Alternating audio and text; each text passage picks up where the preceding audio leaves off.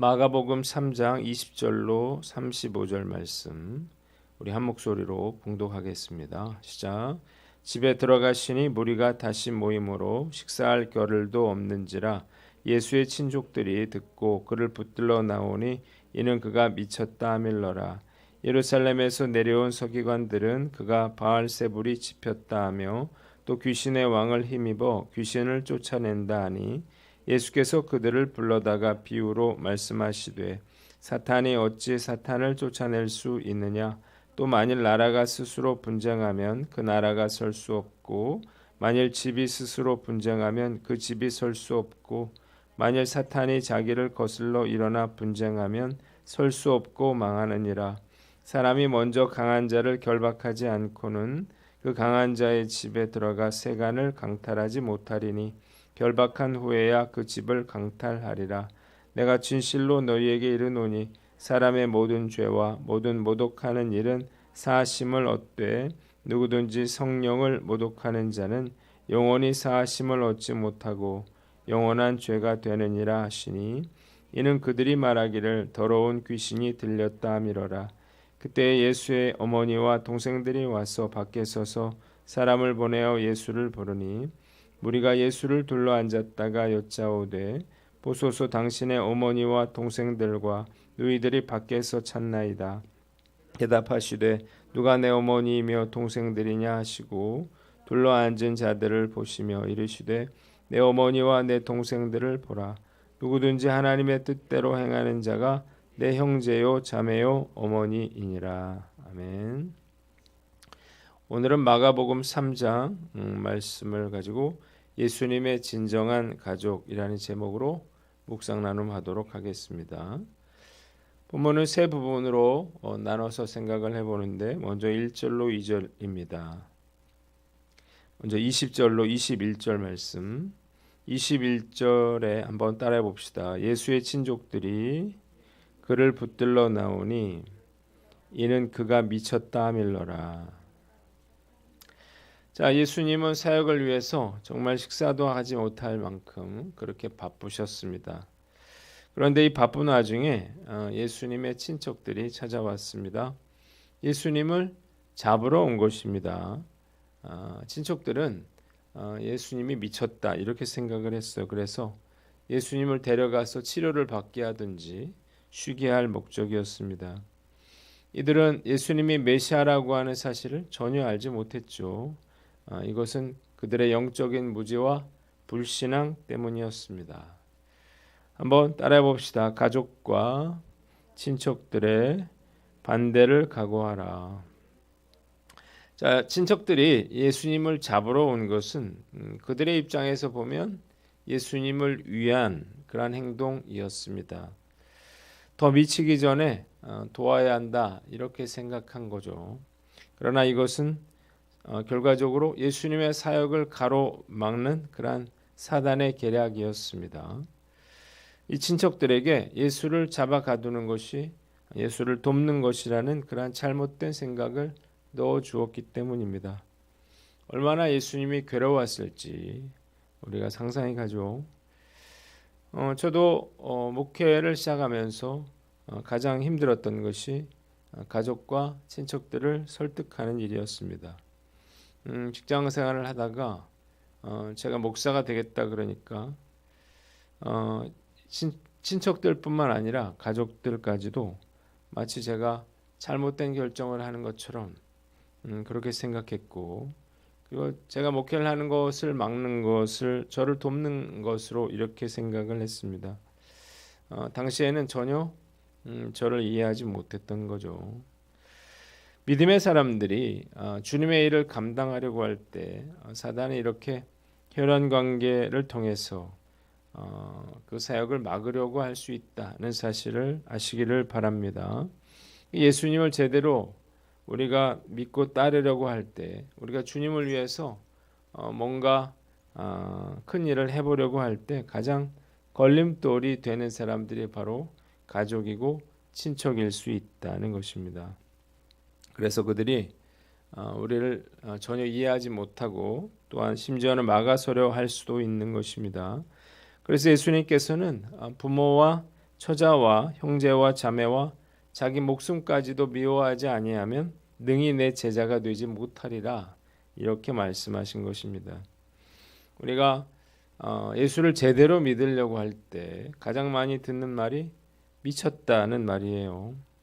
그래서 우리가 뭔가 철저하게 신앙생활을 하기로 했다면 이렇게 미쳤다는 말을 들을 각오를 하셔야 됩니다. 이것이 우리가 주님을 온전히 따르기 위해서 치러야 할 대가라 볼 수 있죠. 제가 목회를 할 때 시작할 때 그렇게 반대하시던 아버지도 요즘에는 잘한 일이라 이렇게 이야기를 하십니다. 반대를 하더라도 언젠가는 이해될 때가 있다는 사실을 믿으시기를 바랍니다. 가족들이나 친척들, 또 가장 가까운 사람들이 나의 믿음의 도전을 막아설 수 있음을 알고 잘 이겨내는 저와 여러분들 되시기를 주님의 이름으로 축원합니다. 두 번째는 22절로 30절 말씀인데 30절을 봅니다. 한번 따라해 봅시다. 이는 그들이 말하기를 더러운 귀신이 들렸다 하미러라.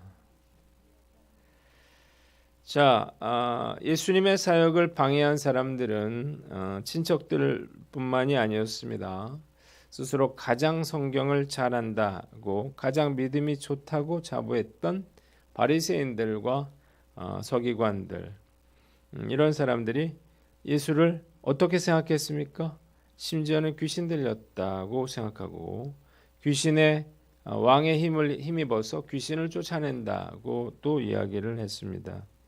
그러자 예수님은 이에 대해서 어떻게 사단이 사단을 쫓아낼 수 있느냐 이렇게 물으시면서 결속력이 강한 가족 공동체조차도 스스로 분쟁하면 설 수 없다고 말씀하시므로 그들의 비난이 불합리한 것임을 밝히셨습니다. 또한 자신이 귀신을 쫓아내는 것은 사단의 대행자가 아니라 오히려 사단보다 더 강한 하나님의 능력으로 오셔서 사단을 결박하고 또 그의 재산을 빼앗는 것이고 성령을 모독하는 자를 하나님은 영원히 용서하지 않으실 것이라 이렇게까지 경고하고 계십니다. 왜 바리새인들과 서기관들이 이렇게 예수님을 미쳤다, 귀신 들렸다 이렇게 몰아갔을까요? 두 가지 이유가 있는데 첫째는 그들이 믿고 있는 하나님을 위해서였습니다. 자, 그들이 예수님을 핍박했죠. 십자가에 못 박았죠. 왜 그랬습니까? 그들이 믿고 있는 하나님을 위해서였습니다. 다메섹 도상 이전에 사도 바울도 그러했죠. 그는 예수님을 믿는 자들을 핍박하고 가두는 그런 자였습니다. 이유가 무엇이었습니까?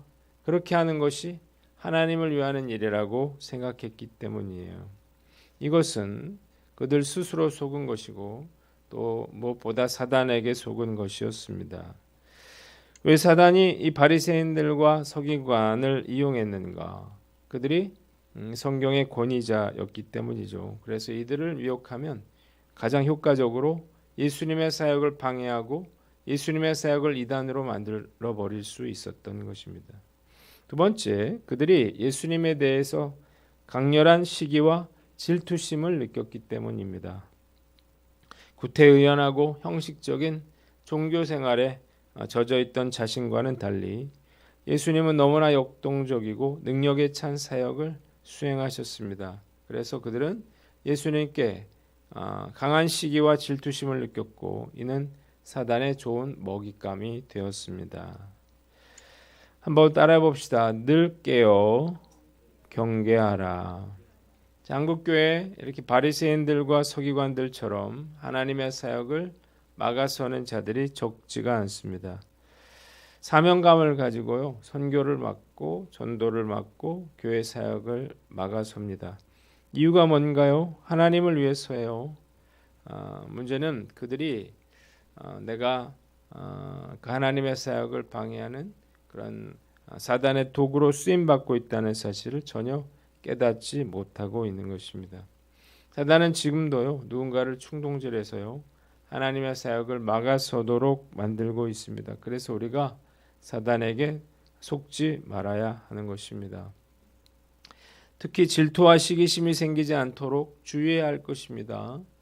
바리새인들과 서기관들이 예수님을 질투했던 것은 예수님의 사역을 하니까 사람들이 그들의 그 예수님께 몰려갔기 때문이거든요.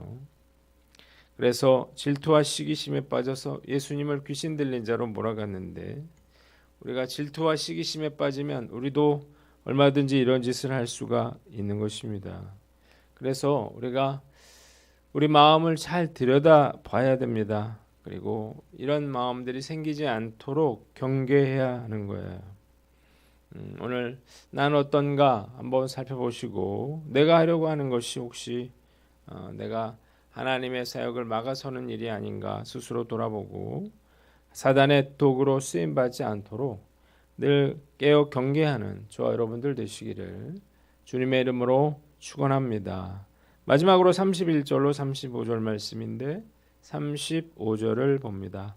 한번 따라해 봅시다. 누구든지 하나님의 뜻대로 행하는 자가 내 형제와 자매요 어머니이니라. 자, 그때 예수님의 어머니와 동생들이 찾아왔습니다. 그래서 그 예수님을 불렀죠. 자, 그래서 사람들이 말했어요. 선생님의 어머니와 동생들과 누이들이 바깥에서 선생님을 찾고 있습니다. 근데 예수님 뭐라고 했습니까? 누가 내 어머니이고 형제들이냐 그랬어. 그러면서 자기를 둘러싼 사람들을 가리키시면서 보아라, 이들이 내 어머니와 형제들이라고 했어요. 누구든지 하나님의 뜻을 행하는 사람이 곧 내 형제요 내 어머니라는 거예요. 자, 하나님 나라의 새로운 가족 질서를 예수님 보여주셨습니다. 하나님 나라의 가족은 혈연이 아니라 우리가 하나님 말씀을 지켜 행함으로 또 순종함으로 맺어지는 것이라는 사실을 알 수 있습니다. 철저하게 이런 하나님 나라의 가치로 무장할 때만 우리가 하나님 나라의 성취를 이루어 갈 수 있는 것입니다. 그러나 이 가르침은 우리가 가족을 외면하라는 그런 말씀은 아니겠죠. 우리가 인간적인 사랑을 뛰어넘어서 우리가 그리스도의 참 사랑을 보여줄 때 우리 모두가 하나님의 백성으로 변화될 수 있는 것입니다. 한번 따라해 봅시다. 말씀을 지켜 행하라. 예수님의 참 가족이 되기 위해서는 혈연이 아니라 누구든지 하나님의 뜻대로 행하면 되는 것입니다. 자, 누가 예수님의 가족인가요? 하나님의 말씀에 순종하는 자들이에요. 자, 이 말씀은 우리가 하나님의 말씀을 알거나 인정하는 정도를 의미하는 것은 아닐 것입니다. 하나님의 나라의 삶의 방식대로 그렇게 살아가는 것, 말씀에 순종하는 것을 말합니다. 우리가 하나님의 말씀대로 살지 않고 적당히 타협하면서 그렇게 살면서 내가 예수님의 가족이다 이렇게 생각하는 것은 나 혼자만의 생각일 수도 있는 것입니다. 중요한 것은 과연 나는 어떤가 한번 생각하는 거죠. 나는 과연 하나님의 말씀을 지켜 행하고 있는가요? 우리가 날마다 말씀을 이렇게 묵상하다 보면 마치 그 말씀을 지켜 행하는 것처럼 그렇게 착각할 수 있습니다. 저도 매일 말씀을 적용하려고 노력을 하지만 그게 아침에 큐티할 때뿐이고요. 실제로의 삶에서는 이게 참 적용이 잘 안 되더라고요.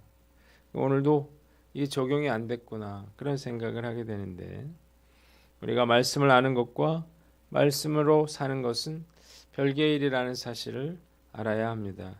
그러나 우리가 예수님의 참 가족이 되기 위해서는 참 말씀대로 살기 위해서 우리가 노력을 게을리하지 말아야 할 것입니다. 오늘 우리가 지켜 행해야 할 하나님의 말씀은 무엇인가요? 세상적인 것에 마음을 빼앗기지 않고 또 내가 책임져야 할 것에 대해서 모른 척하지 않고 겸손한 마음으로 내 주변의 사람들을 사랑하고 이해하고 용서하며 살아가는 저와 여러분들 되시기를 주님의 이름으로 축원합니다. 기도하겠습니다. 하나님 아버지, 우리가 늘 깨어있게 하여 주시고 말씀을 지켜 행함으로 예수님의 참 가족이 되게 하여 주시옵소서.